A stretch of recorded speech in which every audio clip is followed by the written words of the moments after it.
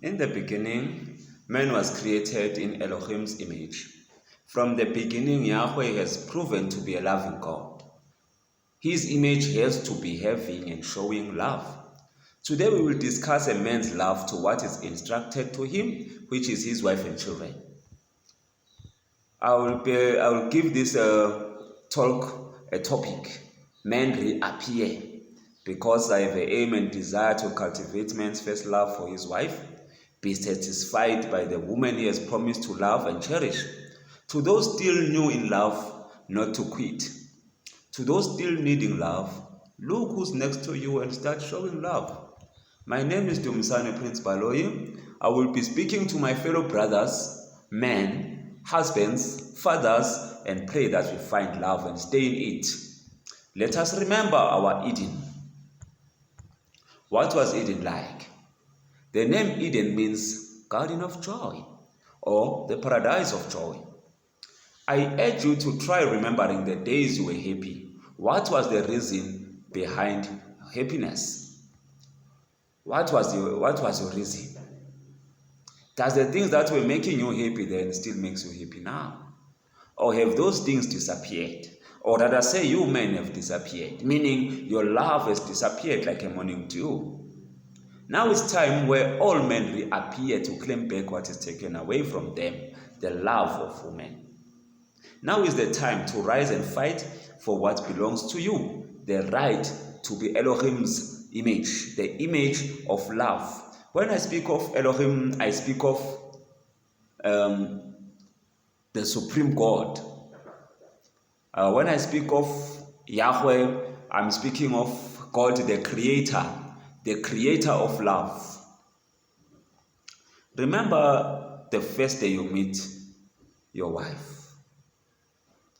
Wasn't she so beautiful? Many have said, I found the love of my life. Do you still believe she's the love of your life, or has she turned to be that old wine and granny? I hope she is still the love of your life. Let us read the book of Proverbs chapter 5 verse 18. Proverbs chapter 5 verse 18 and 19, I read, may your own fountain be blessed, and may you rejoice with the wife of your youth.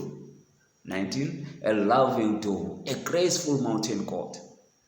Let her breast satisfy you at all times. May you be captivated by her love constantly.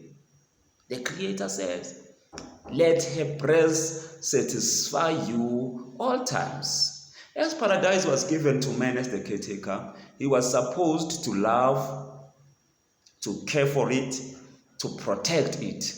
Remember, in paradise, man was also given a wife as part of his helper and companion. Literally, paradise was still Elohim's property. Now, men, we must ask ourselves, how do I take care of my paradise? How do I treat my wife? Elohim's property. Sadly, our first forefather Adam lost the first and perfect paradise by disobeying the grand creator. The grand creator Yahweh Elohim. All paradise treasures were lost. Most important utilities were lost. Only 3 remained. Only 3 we must fight not to lose, which is love, hope, and faith. We will speak about these 3 we have not lost on the later stage. Now we put our focus on what we have lost and how we continue without them, which is rulership, completeness, and godliness. Rulership. Man was supposed to take care and rule with love, as he was created in Yahweh's image. Woman was to submit in her loving husband, not by force, but by the heart filled with awe. Just like Sarah, the wife of Abraham. We understand that Sarah was calling Abraham Lavi, honey, sweetie, and daddy on his ears. But in her heart, she was calling him my king. Sadly, many wives today are calling their husbands my prophet or my oppressor. Dawa. Indeed, when we look into the man's history of rulership, it is filled with disappointing events. Men beating up wives, women and children being raped by the same man who is supposed to be protecting and loving them. Things are in the stance that Yahweh said that his altar is covered in tears. On the book of Malak 2, verse 13 and 14.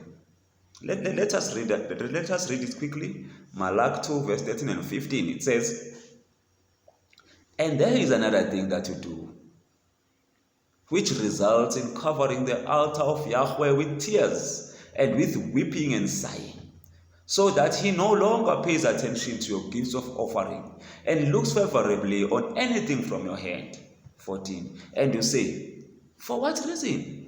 It is because Yahweh has acted as a witness between you and the wife of your youth, with whom you have dealt treacherously, although she is your partner and wife by covenant. Men, rise up and fight to keep your rulership filled with love. Our beautiful ladies need men who will make them love to be submissive. Your girl needs a man who loves her. Rise up. Men, rise to love. Rise to rule. Let the lost be found. In the name of Yeshua. In the name of love." Let's speak about completeness. As man is no longer complete or perfect, sickness has ruled humankind marriages for thousands of years. Most of these sicknesses seems to be incurable and killing millions of marriages. Remember, as man is no longer perfect, his judgment is not perfect without Elohim's input. Not loving, short temper, cheating, rage of war, anger. All these are sicknesses we need cure. Men, we are sick. As a result, men are creating war machines against their marriages and all kinds of sorrow to his loved ones.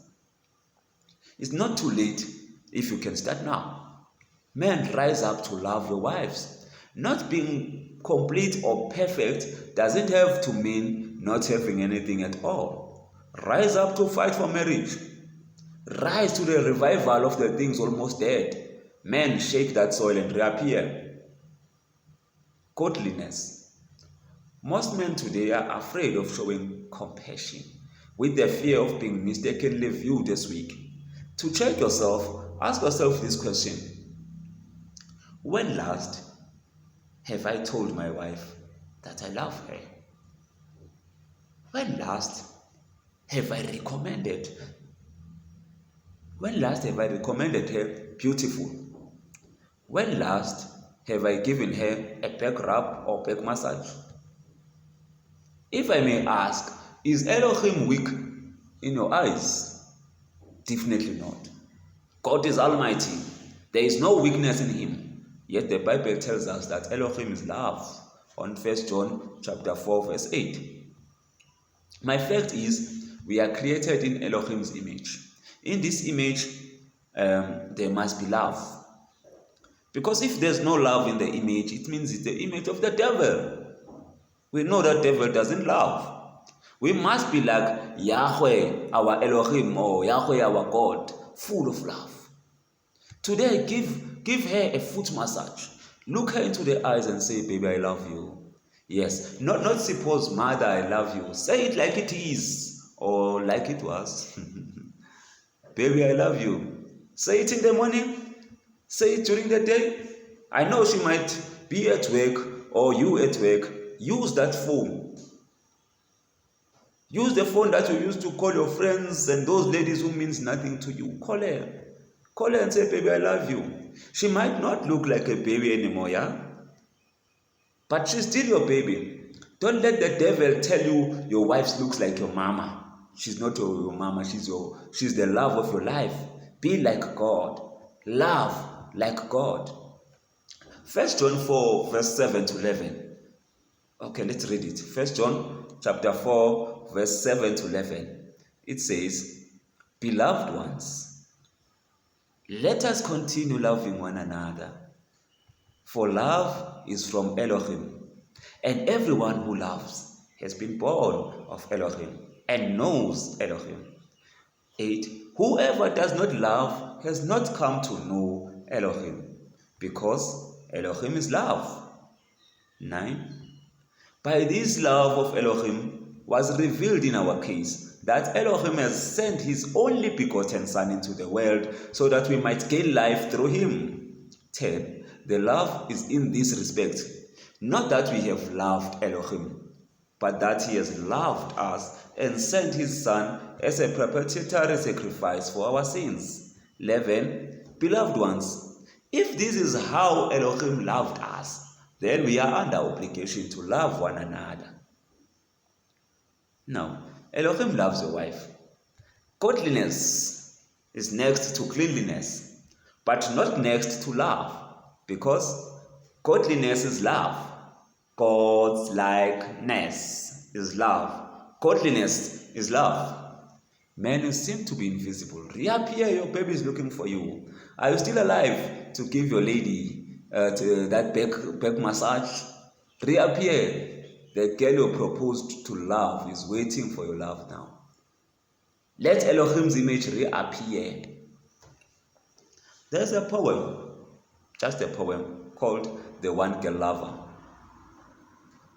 The gentle, brave man, well known as the one girl lover.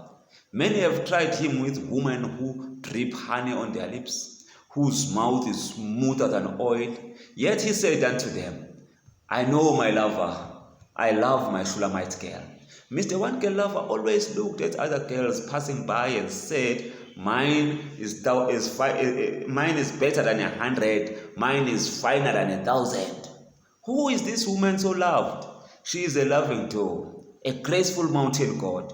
She is my captivator, the one and only for me. I am the one girl lover. I am my father's son. Just like Adam, I have one Eve for myself. She is my better half, bone of my bones, flesh of my flesh. In this poem, a man is called one girl lover. This man can be you, a man whose heart belongs to one girl. Unstable conditions. Unstable conditions do come to all living, no matter godly or ungodly, rich or poor. Unstable conditions comes to all. No matter how much you pray, these times will come to you. Don't ever think that you have taken a bad wife just because things don't go your way. And don't think that you are a bad husband just because things don't seem good in your relationship. Let us read Ecclesiastes chapter 9 verse 11. Ecclesiastes chapter 9 verse 11, it says, I have seen something further under the sun, that the swift do not always win the race, nor do the mighty win the battle, nor do the wise always have the food, nor do the intelligent always have the riches, nor do those with knowledge always have success, because time and unexpected events overtakes them all. The devil will not allow you and your beloved wife to live happily ever after. Like it or not, your relationship is not a Cinderella story. Every time you try to do good, the devil will bring bad. If you don't believe me, go read Matthew chapter 13 verse 24 to 30. In that parable, Jesus shows us that we may plant a good seed, but an enemy will come to plant the bad one. Do you see a bad seed in your relationship? Know that the enemy is here to steal, destroy, and kill your relationship. Don't allow him. Fight, not with your spouse, but with the enemy. Your spouse is not the enemy. The devil will do everything in his power to destroy your family happiness, to steal your joy, to kill your marriage. Man up and fight to protect what is yours. I have printed 2 pictures here on this page. Sadly, my printer is black and white. In the above pictures, on my right hand side is a happy family. Unity is seen without a doubt. But on the other hand, burning fires is clearly seen. Things don't look good. On the other hand, things look good. On the other hand, things don't look good. That's life. New levels, new devils. Get promoted, you will meet up with the promoted devils. Life is just unstable. Just unstable. But wait a minute. Return back to the picture. I take it closer, closer, closer, even though it's black and white. But these are the fires, blazing flames, and people, they seem like they are not even caring that they are on the fire. Seems like they are singing and free.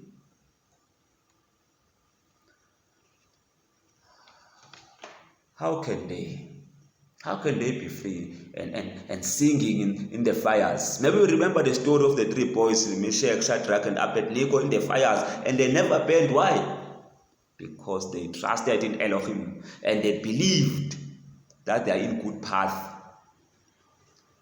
Let us return to your relationship or love life. Do you feel like you are on fire? It's not your job to distinguish the fire, but your job is to love your baby and stick by her. Yeah, in the middle of chaos, sing her a love song once more. Tell her, baby, after this season of fighting and arguing, I'll still be here. I'm going nowhere. I'm here to love and to stay. Don't be a runaway Jack. Be stable on the unstable conditions. In the middle of fire, don't despair. Know that you have planted a good seed. Indeed, and the devil is not happy, so rejoice in times of troubles. This may not seem easy at first. How can I rejoice in times of trouble? Let I give you a tip. Try finding something good you can remember about your wife. Write down the good deeds done by the love of your life. Remember why you loved her from the first moment. The devil may tell you that you married for wrong reasons, but I tell you now, don't divorce for the same wrong reasons. There is a problem in the marriage, then stay and fix it. Don't be a coward. Reappear from your hiding place. Are you hiding behind your wife's mistakes? Get out. Are you hiding behind your wife's inabilities? Get out. Reappear. Get out of your hiding place. Reappear to face your family devils. Reappear to fight your own devils. Don't hide behind pastors. Get out of there. This is the time men reappears and be there for their loved ones. Here's a little story I want to tell you. Think about it. In times of fortunate and of those unfortunate. There were two best friends going for holidays in the beach. In their way, they had an argument, and then the other friend clapped the other in between the eyes. The clapped one sit down and wrote on the sand that, today my best friend clapped me. Well, soon they forgave one another and continued enjoying. Soon the thieves tried to rob the once clapped friend, but the other availed himself to help the dear friend. The once clapped friend sat down and prayed on the rock, my friend helped me. The other friend astonished and asked, my friend, I clapped you and wrote on the sand. Now I helped you and you prayed on the rock. Why have you done so? The helped friend replied, I wrote the bad stuff on the sand, so the waves of the sea may wash it away. But I chose to print the good stuff on the rock, so that it may stay there forever. In this little story, we learn about true friendship is all about. What true friendship is all about. There are times of arguments and the times of helping one another. In the next time, we will speak about friendship and in courtship and marriage. But for now, let's continue. The winning kind of love. All of us, we want the winning kind of love. We want our relationship to work for the better. We want to be happy in our courtship through marriage, but it seems along the way we lack something. Even though we say we love our partners, love starts to fade away like a morning dew. What can we do to keep the flames of love burning from high to higher? Number one, we need to communicate. Communication skills. We need to develop communication skills. Communication is more than just talking, as talking is more than uttering words. Communicating is when two or more people understand each other accordingly. In order to understand something, you need to know it. Know the things that your wife likes and dislikes. Get to know what kind of a person she is, what kind of the person she would like to be. Try to help her reach that goal. Think of soccer ball players.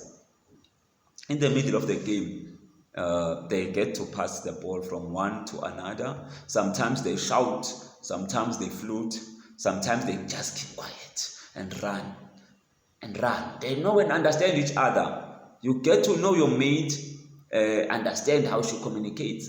A winning team plays together. Also, a winning relationship sticks together. Number two, integrity. If you are used into making promises but not used into keeping them, then it will be hard for your spouse to trust you, even on serious matters. Not being honest even on smaller things can ruin your integrity of being a trustworthy man. Your lady needs to have confidence in you, meaning trust. If your lady can trust you, it will be much easier for her to be submissive. It is true that none of us would like to have a dishonest friend. So think of your sweetheart. Would she like to have a dishonest man? What kind of a man are you?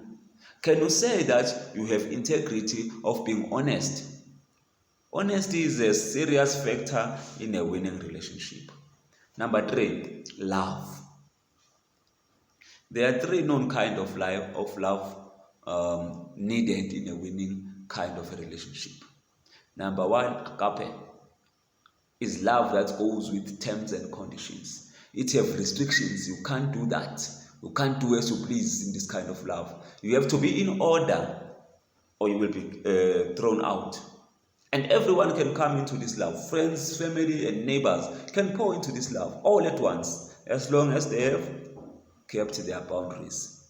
Philia is love for the family. It can be kids, parents, and other siblings. The danger in this love is that if it's not monitored, it can ruin the relationship with its demands and unnegotiated expertise. Don't let your family or friends detect your relationship. Eros.